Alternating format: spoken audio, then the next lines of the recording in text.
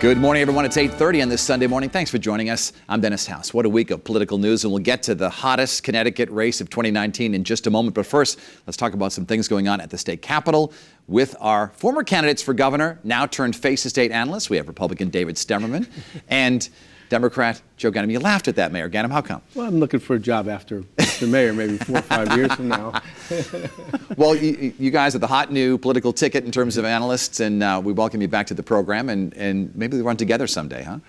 That'd be interesting. Huh? It's great to be with you. We got to get on the same page on all our issues, but other than that, we enjoy each other's minor company. Things to work out, right? Let's first of all talk about this debt diet. And you had talked, Mr. Stemerman, about cutting some of the services and most of the expenditures. In terms of cutting the expenditures with the bulk of your program. Is the governor doing the right thing? Our debt has been out of control for years because we've had budget deficits for years. And we've talked about on this program many times the source of that problem is that we have these massive unfunded retirement liabilities that have built up year after year after year that are debt on top of debt. So I agree that the time has come to draw the line and say we can't be borrowing more money. But I think the bigger problem are these unfunded retirement liabilities in the labor contracts. And I think that that's the story that we need to be talking about more. That's the challenge that we need to be addressing. You don't believe the governor has addressed that yet? I don't believe so. He said a deal is a deal, and the deal that we have is one that Governor Malloy signed as a 10-year agreement.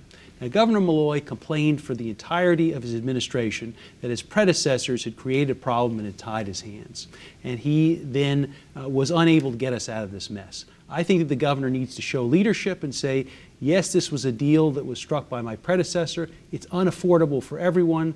People are leaving this state. Tax burden is outrageous. We need to come back to the table and strike a new deal. Mayor Ganim, this debt diet can hurt cities because they tend to be the recipients of some of these bonding expenditures in years past. What do you think about this? Well, sure. I mean, when you're talking about the need to modernize or rebuild or build schools or put additions on, whether it's changing populations or modernizing, especially in a city like ours, we've had the benefit of working with the state, and as the governor's bragged about, and the people around the state have seen, a new Harding High School, which is one of our high schools, Central High School, our other high school, another product of state support.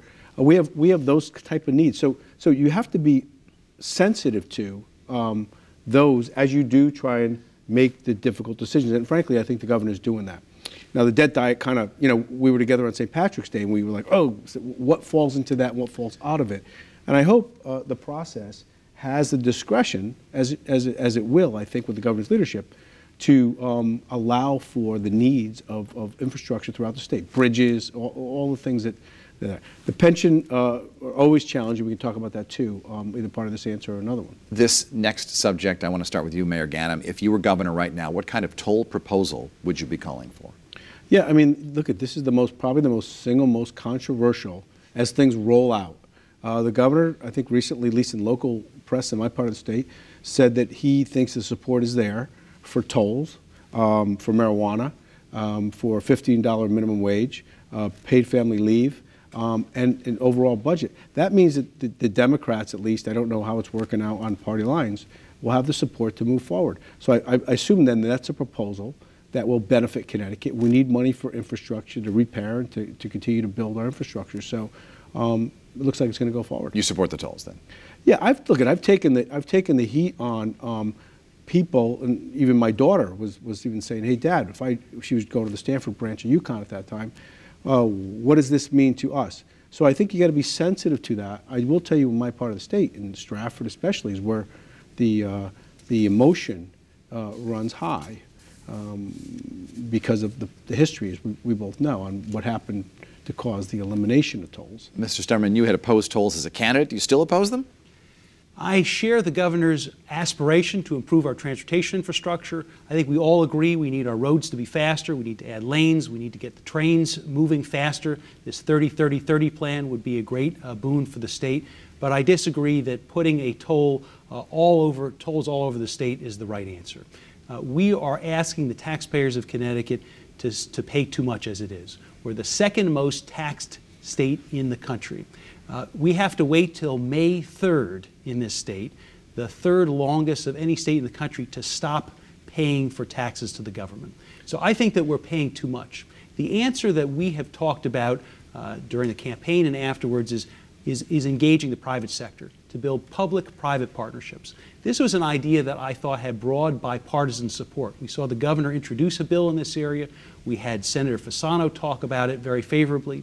And I was disappointed this last week where I saw the committees led by the Democratic legislature gut those bills. These are public-private partnerships where we can get people to work in good-paying jobs, revitalize our cities. My hope is that we can come together and do something like that. Is there a toll proposal that is, or a toll compromise that's palatable to you, or do you flat out oppose tolls? I believe that with the properly structured deals for public-private partnerships, we will not need to put tolls on all the roads.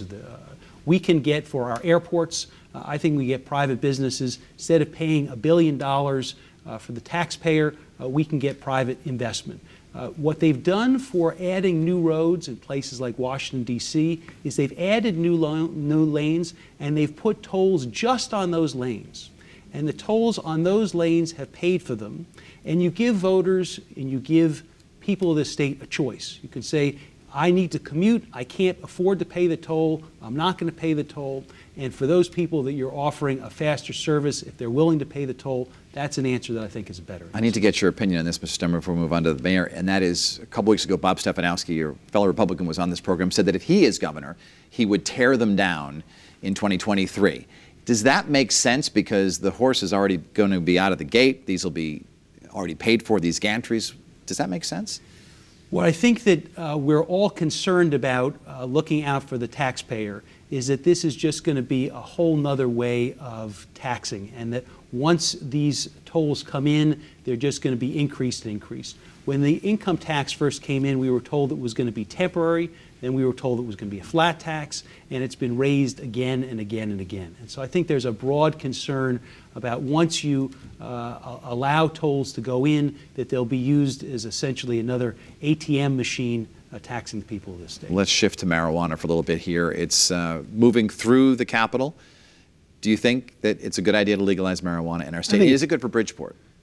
Whether it's Bridgeport or the state, I don't think there's much of a difference. I think our time has come. I think that the regulations that will allow for the increased revenue, as time has come. So I've supported it, and I think the way it's moving through, I think, will be good for the state. So, so I think we should do it now. I think we should not be the last ones in on it. As far as tolls, though, I think, look, we're all concerned about the costs, certainly. But and you go to the income tax. Once they're in, you know, it's almost like the person who's out of office is very easy to say, I'm going to rip those out because it's popular right now. The reality is we do have to deal with these challenges. I think the governor's put a measured proposal forward. Hopefully the public relations on that will be accepted by people, and it will be a good proposal because there's different ways to do it. So, so I think both of those are issues that hopefully will move forward through the General Assembly this session. It seems like most Republicans are against marijuana. Is that a good stance to take, or is there any room for compromise that the party should take? Yeah, this is one I would love to talk further with Joe and others online or offline. I view that this should be considered as public safety. This is not about collecting more receipts for the state. I have 5 children. I have 4 teenage children. Marijuana is a gateway drug to something far more serious.